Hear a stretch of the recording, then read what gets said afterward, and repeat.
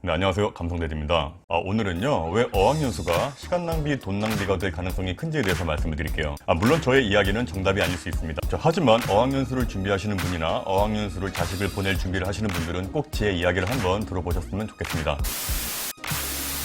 제가 미국에 살면서 많이 봐왔던 한국 유학생들, 특히 어학연수로 오신 분들을 보면서 제가 다짐한 게 있어요. 내가 나중에 자식을 낳으면 절대로 어학연수는 안 보내겠다. 집이 워낙 부자라서 금전적으로 아무런 부담이 없기 때문에 그냥 미국 문화를 한번 체험해보고 싶으신 분들은 제 영상을 보실 필요는 없어요. 하지만 부모님께서 피땀 흘려보신 돈으로 오신 분들이 대부분이기 때문에 제가 드리는 말씀입니다. 어학연수를 오시는 분들의 목적이 뭔가요? 바로 영어를 잘하는 거죠. 그 부모님의 피 같은 돈을 받아가면서 어학연수를 왔으면 좀 영어가 유창해져서 한국으로 돌아가야 모두가 해피한 건데, 일단 어학연수로 오시는 분들은 대부분 6개월에서 1년, 길어봤자 2년 정도 하고 돌아가는데요. 이렇게 1년 정도 어학연수로 왔다 갔다. 그럼 영어가 늘까요? 천만에요.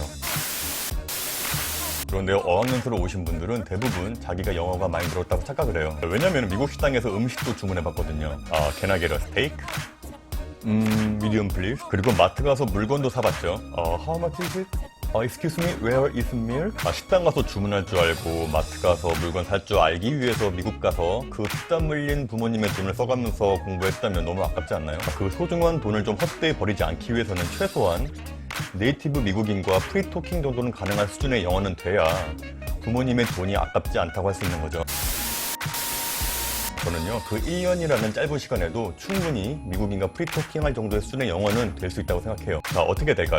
진짜 목숨 걸고 독하게 하셔야 돼요. 1년 동안 절대로 나는 한국 사람과 말 한마디 안 섞겠다고 다짐, 또 다짐, 또 다짐해야 됩니다. 먹고 자고 싸는 순간에도 항상 영어만 생각해야 돼요. 다른 나라에서 어학연수 학생들과 어울리면 안 됩니다. 특히 일본 학생들. 왜냐면요, 그 친구들도 영어가 별로이기 때문에 그런 친구들과 아무리 어울려봤자 영어는 절대 안 늘어요. 무조건 네이티브 스피커 미국인과 어울려야 영어가 됩니다. 이렇게 1년 동안 미치도록 영어에 미쳐 있어도요, 미국인과 프리토킹이 될까 말까예요.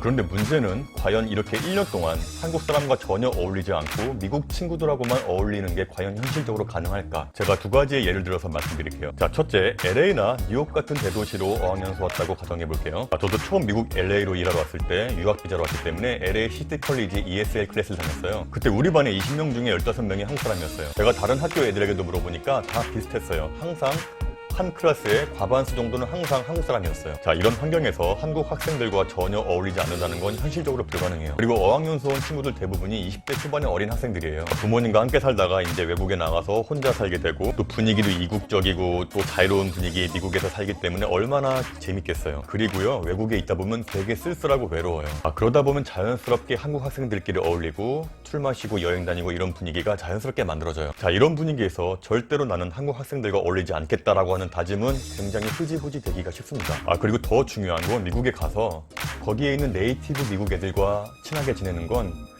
굉장히 좀 현실적으로 어려운 일이에요. 진짜 외모가 뛰어나거나 아니면 성격이 정말 너무 활달해서 그냥 미국인들한테 막 들이대는 애들이 있어요. 그런 성격의 애들은 미국 친구들을 사귀는 게 그렇게 어려운 일은 아닌데, 어학연수 온 친구들 대부분이 영어가 안 되기 때문에 자연스럽게 좀 소심하게 되고 자연스럽게 미국 친구들과 어울리는 건 굉장히 어려워져요. 영어도 잘 못하고 부끄러움이 많은 이 동양인 유학생에게 먼저 다가가서 말 걸 미국 학생들은 별로 없어요. 그럼 여기서 이렇게 물어보시는 분들 계실 거예요. 그럼 한국 학생이 별로 없는 지역으로 어학연수 가면 되는 거 아닌가요? 저는 한국 사람이 정말 많이 있는 LA에서도 살아봤고요. 한국 사람이 정말 없는 노스캐롤라이나 샤럿이라는 도시에서도 살아봤습니다. 저는 개인적으로 어학연수를 대도시로 가는 것보다 이렇게 한국 사람 별로 없는 미국 소도시로 가는 게 더 안 좋다고 생각해요. 제가 왜 그렇게 생각하는지 설명을 드릴게요. 어학연수라는 건 그 나라의 언어를 익히는 것도 중요하지만 저는 그 나라의 분위기나 문화 체험을 해보는 것도 되게 중요하다고 생각하는데, LA나 뉴욕 같은 대도시에 가면 차가 없어도 대중교통을 이용해서 여기저기 왔다 갔다 하면서 그 나라의 문화를 만끽하는 건 되게 어려운 일이 아닌데요. 이런 대도시를 제외하면요, 미국에 있는 대부분의 이런 작은 도시들은 그냥 시골이에요. 대부분의 미국 도시들은요, 이렇게 시 한가운데 다운타운이 있고요. 그 다운타운을 벗어나면 그냥 집, 들판, 집, 들판, 집, 들판 이런 식이에요. 정말 차가 없으면 마트를 간다든가 어디 친구집에 놀러 간다든가 이런 건 정말 꿈도 못 꿉니다. 그리고 여러분이 아무리 한국 학생이 없는 곳을 찾아서 골라서 가도요, 어딜 가나 한국 학생들은 무조건 있어요. 심지어 알래스카나 네브래스카 같은 정말 시골 동네가 있는데 그런 데 가도요, 한국 학생들은 무조건 있어요. 그런데 미국에 있는 작은 도시에 있다 보면요, 타가 있는 유학생의 도움을 받지 않으면 어디로 놀러 가든가 어디를 구경 간다는 것 자체가 불가능하기 때문에 오히려 대도시보다 더 똘똘 뭉쳐서 잘 지내요. 왜냐면 한국 학생들과 어울리지 않으면 항상 기숙사, 집, 학교, 집 이렇게만 되기 때문에, 그리고 미국에 있는 작은 도시들은 다운타운에 나가지 않는 이상 할 수 있는 게 진짜 없기 때문에 진짜 외롭고 쓸쓸합니다. 진짜 운 좋게 어디 갈 때마다 픽업해주고 드랍해주는 미국인 친구가 생긴다면 정말 좋은 일이지만 좀 현실적으로 어렵죠.